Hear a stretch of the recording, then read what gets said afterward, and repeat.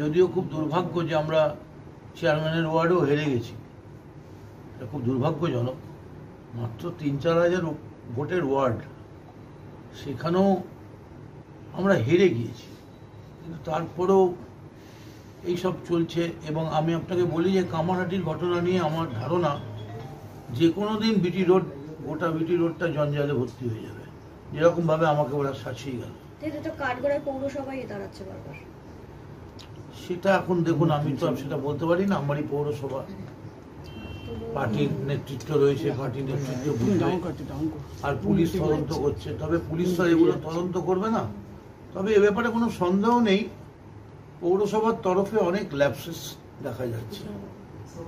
মানে কাউন্সিলররা বিভিন্ন সময় আমায় জানাচ্ছে। আর আমার একটা ক্যারেক্টার হচ্ছে, আমি কখনো কোনোদিনই পৌরসভার ব্যাপারে ইন্টারফেয়ার করি না, সম্পূর্ণ ফ্রি হ্যান্ড নিয়ে চলে। কিন্তু যেহেতু আমি এমএলএ এবং আমরা এই ইলেকশনে বহু ওয়ার্ডে হেরেছি, মানে মুখ্যমন্ত্রী যেটা ফোনে বলেছেন, এই পুকুর বুঝিয়ে বাড়ি করা এবং গোটা এলাকাটা যদি তদন্ত করা যায়, প্রচুর আনঅথরাইজড, মানে 2তলা 3তলা অব্দি অথরাইজড, 4তলা, তারপরে 5তলা 6তলা আনঅথরাইজড, তারপর পুকুর বুঝিয়ে, জলাশয় বুঝিয়ে। এখন এগুলো এখনো মানুষ পাবলিকলি আসেনি, কিন্তু যারা এলাকার মানুষ সবাই বুঝতে পারছে।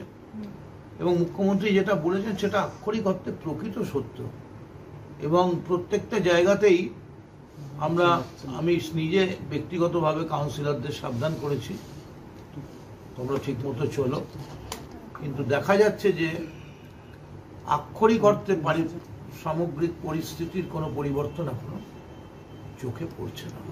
এবং উন্নয়নের কথা যদি বলেন, উন্নয়নে একটা মেডিকেল কলেজ, একটা স্কাইওয়াক 140 কোটি টাকা দিয়ে, 650 সিটের একটা মেডিকেল কলেজ, এইরকম ভাবে মদত করার পরেও, তারপরে ঘাট, জেটি, এতভাবে মমতা বন্দ্যোপাধ্যায় তার অনুপ্রেরণায়, তার প্রত্যক্ষ মদত করার পরেও কামারহাটির সামগ্রিক ইন্টারনাল যে চেহারা, সেটা পাশাপাশি যদি দেখা যায় পানিহাটি বা অন্যান্য জায়গায়, তার সঙ্গে তুলনা করলে খুবই খারাপ। পলিটিক্যাল না, ডেভেলপমেন্টের কথা বলছি।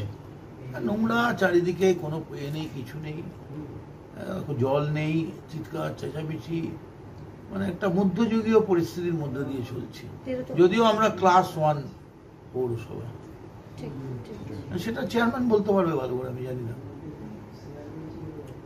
ভিত্তিক যেটা বললেন, আপনাদের কাউন্সিলরকে কালকে কালীগালা দিয়েছে মহিলা কাউন্সিলর, তার উপরে হচ্ছে অভিনেত্রী। দলের বিরুদ্ধে অভিযোগ উঠছে, দলের যারা কর্মী আছে, নেতা আছে, তারা করেছে। কি বলবেন? আমি শুনেছি, আমার কাছে খবর এসছে। খবর এসছে? তবে আমার যে সে তোমার একটা মিটিং করছিল পল্লী কমিটিকে নিয়ে, সেটাকে করতে দেওয়া হয়নি। তো এটুকু আমি শুনেছি। তো তার মধ্যে আমার সঙ্গে মুখোমুখি সাথে আমার কথা হয়নি, ও আসতে পরে আমি ডিটেলসটা জানবো। তার সব থেকে বড়ো কথা আছে, কে প্রমোটার আর কে সাধারণ মানুষ, ওটা বিষয় নয়। বিষয় হচ্ছে আমার কামারহাটি পৌরসভার যে কাউন্সিলর আছে, তারা তো নাগরিকদের সঙ্গে কথা বলবে, নাগরিকদের কী সমস্যা আছে জানবে। সেক্ষেত্রে যদি কেউ বাধা দেয়, সে বাধা তো দিতে পারে না, সেটা আমি জেনে নিই। তার জন্য মদন মিত্র, আপনাদের বিধায়ক, বলছেন কামারহাটি পৌরসভায় ময়লা আবর্জনায় ভরে গেছে, ময়লা আবর্জনা পরিষ্কার হচ্ছে না, রাস্তায় ময়লা ঢেকে গেছে, পৌরসভায় কাজ হচ্ছে না, কাউন্সিলররা সব মানে কেউ কারোর কথা শুনছে না, কাউন্সিলররা তার কাছে জানাচ্ছে। প্রথমে বলি, যদি কাউন্সিলর তাদের জানিয়ে থাকে বিধায়ককে, উচিত তো কাউন্সিলরদের দেখা। প্রতিটা ওয়ার্ডে আমাদের সকালবেলা বাড়ি বাড়ি ময়লা নেওয়ার জন্য যা দরকার, লেবার, গাড়ি সব দেওয়া আছে। তো সেই বাড়ি বাড়ি যদি তারা সংগ্রহ করে, তাই তো রাস্তা পড়ে থাকার কথা নয়। তো সেটা যখন বলেছিলাম, আমি নিশ্চয়ই আমাদের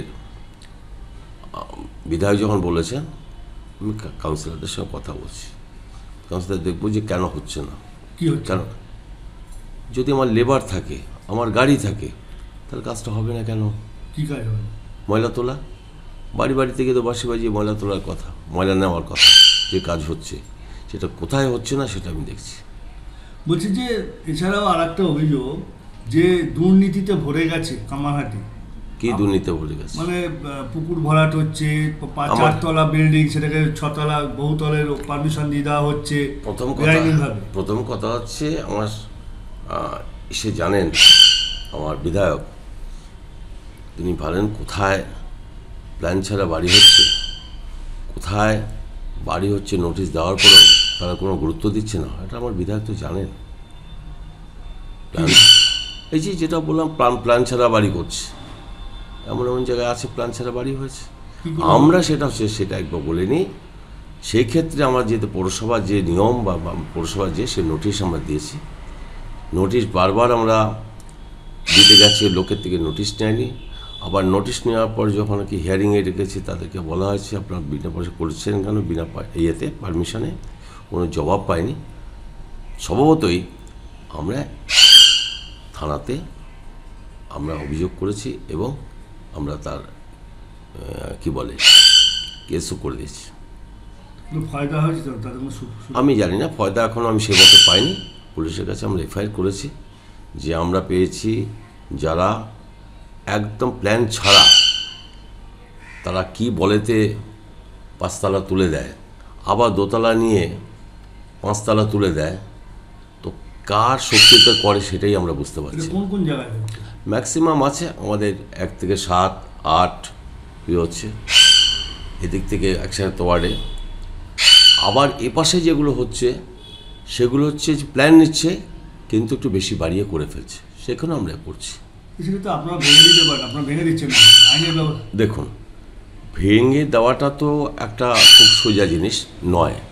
ভেঙে দিতে গেলে পরে আমার তাদেরকে যখন আছে আমার পৌরসভার আইনে রয়েছে, তারা যদি বেআইনি বাড়ি করে ভেঙে দেওয়ার জন্য সেখানে একটা পুলিশের একটা সহযোগিতা দরকার। তো সেই কারণেই এবার তো একবার কোর্ট থেকে হাইকোর্ট থেকে একটা অর্ডার দিল একটা ওয়ার্ডের 55-6। হ্যাঁ, পুলিশ নিয়ে আমরা গেলাম এবং সেটা ভাঙার অর্ডার দিল হাইকোর্ট। কিন্তু সকালবেলায় আমরা প্রস্তুতি নিলাম 3 দিন ধরে, 3 দিন আগে জানিয়েছি। সকালবেলায় আবার একটা দেখা গেল তারা একটা লোয়ার কোর্ট থেকে একটা অর্ডার নিয়ে এলো, স্টে অর্ডার, যেখানে লোক থাকে ইত্যাদি। এই আইনের জটিলতা, আইডিয়া এইসব নিয়ে হচ্ছে। তো সহযোগিতা কি পাচ্ছেন না, পুলিশ অর্ডার এলে পরে তারা আসছে। অর্ডারটা যখন কোর্ট থেকে হয়, কোর্ট থেকে হলে পরে পুলিশ আসছে। এটা বলবো না যে পুলিশ সহযোগিতা করছে না, কিন্তু সেই ক্ষেত্রে আমরা এমন অবস্থায় আছি যে আমাদের নোটিশ আমাদের কোনো কার্যই করছে না। বাধ্য হয়ে তো আমরা এফআইআর করলাম, অনেক এফআইআর করা। পুলিশ কি নিয়েছে জানি না, কিন্তু আমরা পুলিশকে এফআইআর করার পরে পুলিশ কি ইনিশিয়েটিভ নিয়েছে আমাদের কাছে কোনো ফিডব্যাক নেই। কিন্তু আমাদের মতো ফিডব্যাক দিলে পরে তো আমরা ভাঙার জন্য আমরা যেতাম, আমাদের লোক পাঠাতাম, কিন্তু পুলিশকে থাকতে হবে, থাকছে না।